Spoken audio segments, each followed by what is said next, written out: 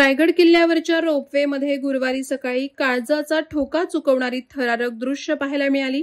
रोपवेच्या केबिनमध्ये प्रवासी अडकलेले, हवेत लटकलेले केबिन आणि सुरू झालेलं बचाव कार्य या दृश्यानं उपस्थितांचा श्वास रोखून धरला।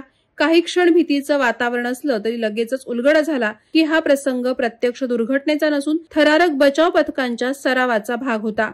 रोपवेवर आपत्कालीन परिस्थिती निर्माण झाल्यास तत्काळ बचाव कसा करायचा यासाठी एनडीआरएफ, पोलीस, अग्निशमन दल, आरोग्य विभाग आणि प्रशासनानं संयुक्तरित्या हा मॉक ड्रिल पार पाडला।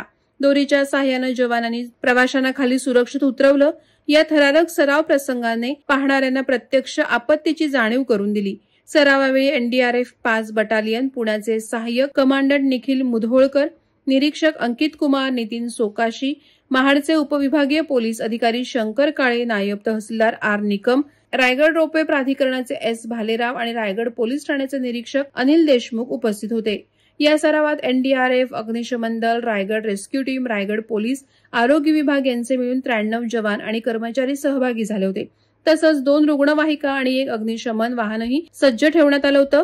रोपवेवर अडकलेल्या प्रवाशांचे तातडीने रेस्क्यू करणं, जखमींना सुरक्षितपणे आरोग्य विभागाकडे पोहोचवणं आणि विविध यंत्रणांमधील समन्वयाची चाचणी घेणं असा या बचाव सरावाचा उद्देश होता। या प्रात्यक्षिकांमुळे प्रत्यक्ष अपघात घडल्यास संबंधित यंत्रणा एकत्रितरित्या आणि तत्परतेने काम करण्यास सक्षम असल्याचा विश्वास उपस्थितांना मिळाला।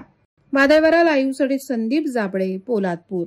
नवी मुंबई व रायगड जिल्ह्यातील ताज्या बातम्या आणि घडामोडींसाठी सबस्क्राईब करा वादळवारा लाईव्ह चॅनल आणि दाबा बेल आयकॉन।